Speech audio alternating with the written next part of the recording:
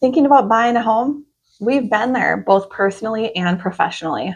And trust me, there are a few things that we wish we would have known. I'm Amanda. And I'm Alex. We're local real estate agents serving Minnesota and Western Wisconsin. And here's a couple things we wish we would have known. Yeah. The first thing I would say is rushing the process and not understanding all the costs.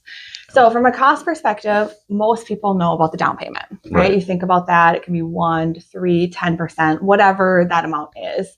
But there's more to it than that. So there are closing costs as well, which are about 3% of the purchase price. So as a buyer, you would be responsible for your down payment and your closing costs. But the good news is, a lot of times we can help negotiate those to be covered by the seller. So it's not necessarily all out of your pocket, but just something to be aware of. And then the rush in the process piece is, it is so fun to go out looking for homes. Absolutely. That's the best part. Yeah, it is. It is the best part. But what if you found your dream home and then you weren't ready to put an offer in and somebody else bought it? It happens all the time. Yep. So there is an important process to follow. You want to make sure you're getting connected with a lender, getting pre-approved and everything before you actually start the process of being ready to put offers in on places. Absolutely. Yeah, we hate to miss out. Another big mistake is skipping your inspection details or just skipping the inspection altogether. We have had people do that. Never something that we recommend. It may seem enticing. A home could be brand new though. And I mean, even new construction, there can be errors. I've had it happen before where, an inspection would have caught certain things that people didn't feel they needed an inspection for with new construction. But pre-existing homes too, especially, you just really want to get somebody in there who's a pro, who does it all the time, who looks at houses, and make sure that it's somebody that we trust and know and who's going to do a thorough job. If your inspector's not getting in the attic or up on the roof, you don't want them. They're not good. We want somebody who's going to really get in there and dig into the details of the home for you and give you a good report to analyze everything that's going on. And I mean, I totally recommend you getting that report looked at by, somebody else who knows a thing or two about owning homes.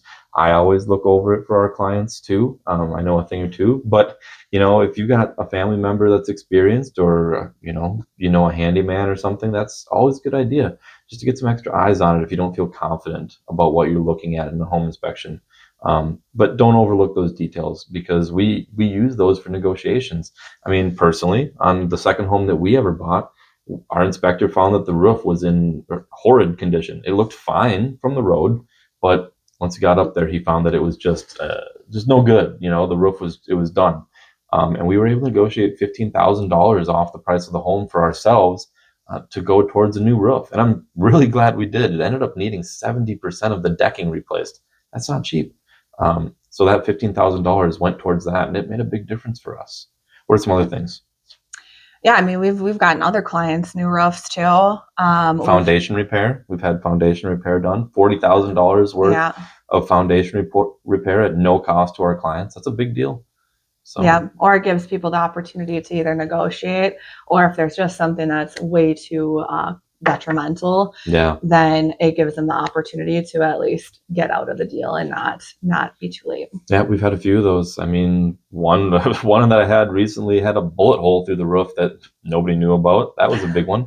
What about the fire in the attic? There was a fire in somebody's attic, and they didn't know. They had no idea because the owner didn't do an inspection when they bought it, and it was severe fire damage in the attic. Right. My buyers were able to see that and then avoid it. Yeah, avoid that. Yeah, it was just not a problem that we wanted to step into. But had they done the same thing that the current seller had done, they'd be in the same boat. Like, it's only a matter of time before somebody else gets an inspection, finds this issue, or a matter of time before we get another winter with 4 feet of snow and the roof collapses. It could be tragic. So it's really important not to skip this step. What's mistake number 3? While thinking short-term versus long-term needs. Yeah. So I would say, first of all, your home that you buy doesn't have to be your forever home. No. Does it? No. A lot of people feel like a lot of pressure to find the perfect home because they're trying to envision what the next 10 or 20 years could look like. What does it look like to retire in this place? Yeah. Unless you're about to retire, that's probably not the way to be thinking about it, Yeah, the average homeowner buys homes every 5 to 8 years. Roughly. So it's for like, what is your current season in life? Yeah, right. So if you need space, you need space. We look for a home that has the right amount of space, but you're not going to buy a 2-bedroom home today. If you're in your 20s, 30s, 40s, and you've got family at home with you, you're probably not looking to buy a 2-bedroom retirement home yet. You need the space, but that house is probably going to be too big for you in the future. And then it'll be time to think about downsizing. So, housing kind of comes and goes with seasons of life, is a really good way to look at it. I agree. Yeah. And one of the things I tell a lot of my clients is, when we want something specific, that's great. It's good to know what our buy box is, like what we're looking for exactly in a home. But if we can get something that's 70 to 80% of the way there, that's a home run in my book, because we can fix the other 20 to 30%. That's absolutely, as long as it's things that we can change. Maybe you need an extra bedroom, but you're just not finding it. Well, does the basement have room to finish a bedroom? Let's do that. Maybe like in the example of our personal home right now, we needed so many bedrooms for us and our children and a home office space to work out of, but we really wanted to keep separate offices because I'm a little messier than Amanda is in my office. I like to do things, projects and whatnot. So the house that we bought didn't have the number of bedrooms we wanted, but there was a loft, and the loft became my office, and now it's a really cool space. I love it. It's like the best office I could have asked for. Very eclectic, very me. But it's just one of those things that if we had stuck to X number of bedrooms and it's a hard stop and we're not going to look at anything less than that, well, we would have missed out on what is now our perfect home. So having a little bit of flexibility and looking at things that are 10 to 20% above and below your current criteria really opens the board up to some creativity, to some more opportunities. Like, there's a really good chance that the house that you're overlooking right now could be the house you want in the future. And the other thing is that you have an opportunity to add equity. I mean, who doesn't love an opportunity to add a little equity in their home? Make it yours, personalize it, make it something that you want it to be. And then somebody else can appreciate it later when you go to sell it down the road. Yeah, exactly. I mean, it's kind of like, don't judge a book by its cover. So you don't always want to take a home exactly for face value. You want to envision what the future of it could be and how you could really make it your own. Right. That's one of the things that we really like doing with people too, is just helping to look at a home and just kind of envision the big picture. What else could this be? What could it look like, in a year or two from now down the road? And like, how can we get there? How can we get you to the spot that you want to be at? And we have programs for that. We have some opportunities. We have some really great vendors that love to work with our clients as well. So, we always have good recommendations. I mean, your agent should be able to be kind of like the hub of all the things that you need for your home. And we can definitely do that. Yep, absolutely. So guess what, guys?